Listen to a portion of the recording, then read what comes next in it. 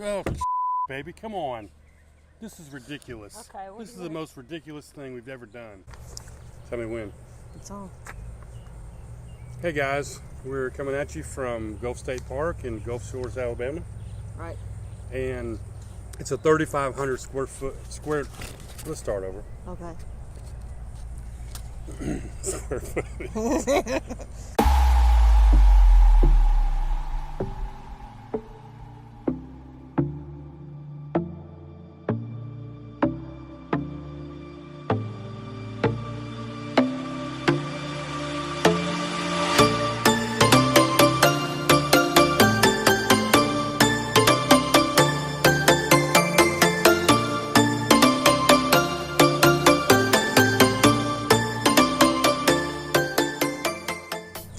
Hey guys, we're coming at you from Gulf State Park in Gulf Shores, Alabama. We have been here for almost a week, and we finally decided to do a video about the park. This park is 3,500 acres. Lots of walking paths, trails. Bike trails. There's a golf course. Pool. Of course, you got the beach across the street, across the highway. Lots and lots of amenities. You can find things to do all day long, all week long. So as far as like a campground review, Yeah. let's talk about that for a minute. So normally I'll start out with just the campground overall and the cleanliness of it. And I think as far as that goes, I'd have to give it a 10 out of 10. Yeah, it's 10. They mow, they keep it all well manicured. It's always clean. The campsites are huge. I love that. You can, lots of times in these like vacation places, you'll be right on top of your neighbor. Yeah. I mean, not here. You have like half an acre for each area. It's really nice. The next one I like to do is bathhouses, and I'll have to be honest here. I'm going on Glenn's word because My word is good. It's true. It is. Mhm. I just shower in our camper. These are the best bathhouses. They are air conditioned. Excuse me. It's important down here. It's super You walk hot. in there. It's so cool and nice. What's the water pressure like? Water pressure's okay. It's not the greatest, but it's okay. And it's good. clean. Very, very clean. There's 4 sinks in each one where, guys, if you want to shave and do all that, probably 4 bathroom stalls and then 4 shower stalls in each one, and they're all over the place. And they're everywhere. This place is broken down by neighborhoods. They're in every neighborhood. Yeah, there's like 500, I think 500 to 700 RV spots in this park. It's huge. I don't know how many bathrooms, but every time you turn a corner, you're seeing another one. Yeah. Amenities. So to me, that is things that the park itself has to do. Yeah, And I would have to give it a pool. 10 out of 10. There's the swimming pool. There's It's huge. bike rentals. There's a huge pavilion where if you came with a bunch of friends, you could have dinner with them underneath a huge pavilion, even if it was raining. There's laundry service, or you can do your laundry. It's pretty cheap too. It's $2 a load. That's a lot cheaper than a lot of places. They have a nature center, an amphitheater if you decide to bring your guitar and rock out. Yeah. Also, as far Really as the amenities, Really you well. also get a pass to the pier for the Yep. week. So you get on the pier for free, which is normally, I think, $3. $3 a person. It's the longest pier in the Gulf of Mexico. It's a quarter of a mile long. Yeah. So don't forget anything. You have to walk back, and then you walk a half a mile by the time you get back to your tackle. Don't forget stuff, wives. They're going to send you back to the car. That's right. Not okay. The next one is cell signal. I will be fair about this. We just switched to T-Mobile. We're not super happy with them.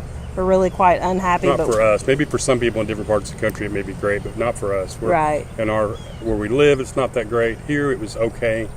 So We had friends that were on Verizon and AT&T, and I don't think they had any problems with it. Right.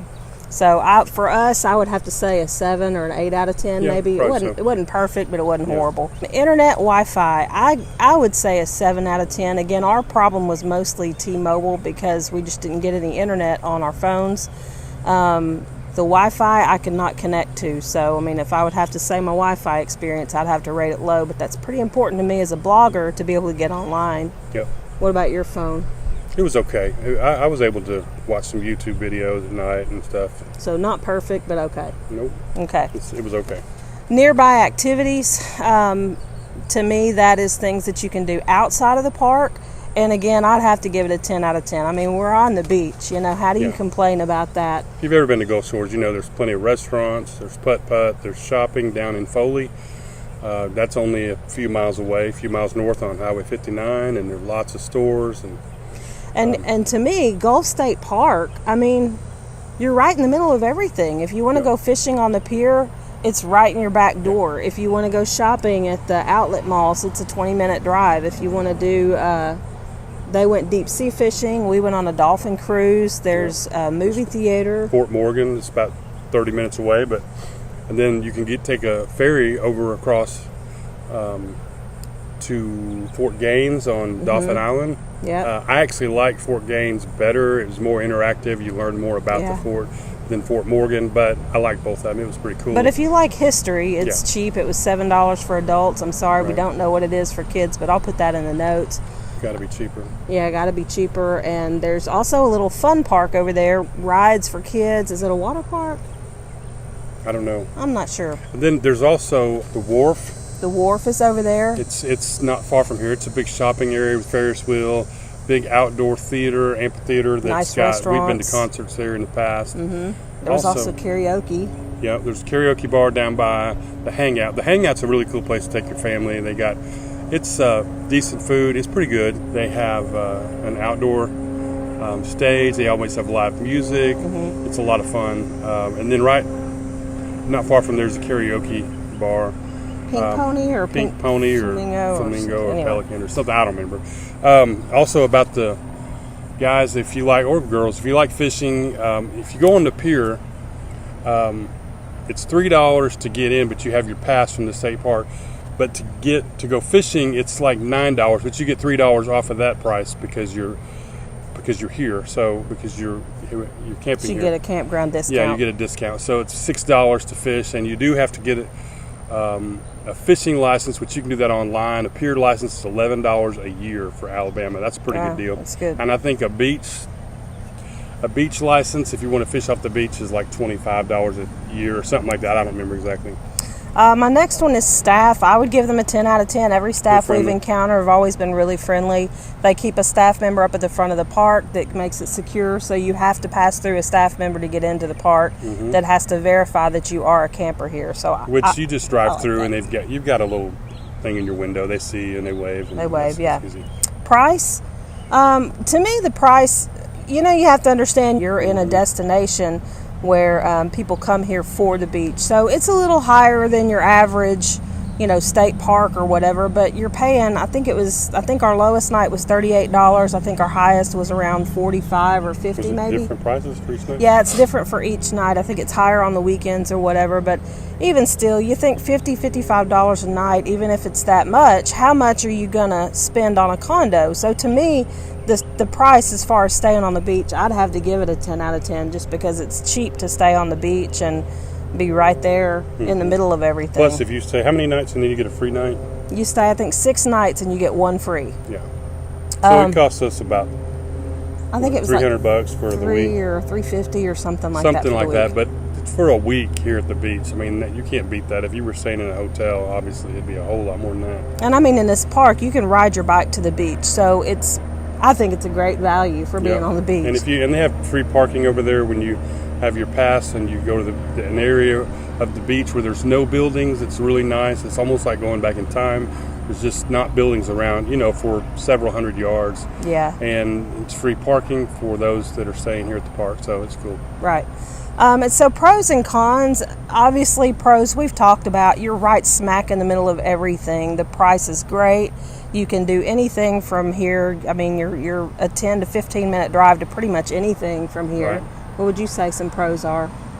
I think it's all pros. If you want to get up, drink your coffee, go swimming, leave, go to the beach, go for lunch to a nearby restaurant, everything is really close. When you're driving, it's just everything's within 5 minutes that you need to do. So I like that. And cons to me, I find it difficult to complain about this place because this is our second or third time to camp here. We've loved it every time, but if I had to complain about a couple of things, I would say, and they're all things that the park can't control, I would say the ants. The ants are everywhere. There's going to be bugs and animals, but there's not been very many mosquitoes. I don't know if they spray for that or what. I don't think I got bit all week. No, and I didn't either, and they love me for some reason, but anyway, the ants are kind of bothersome. I've gotten several bites, and We have one daughter that absolutely hates frogs. She would have a cow here because frogs are they're everywhere. Little tree frogs. They get on the side of your RV, but they're kind of cute. So. I think they're super cute. We've been kind of making little water puddles for them all week so that they would come back. So, but other than that, I really can't even. Making puddles.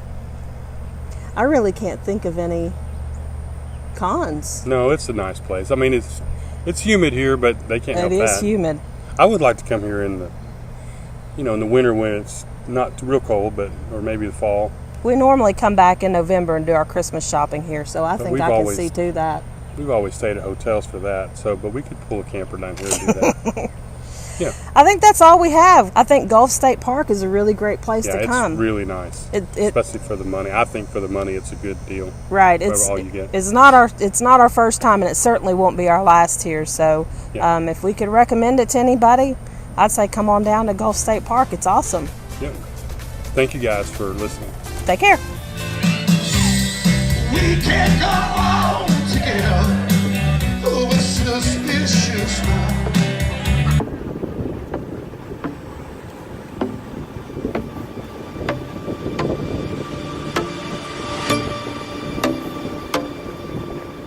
You're going to be on our travel blog. What? You're going to be on our travel blog. What is it going to be? It's called homeiswherewetake.com.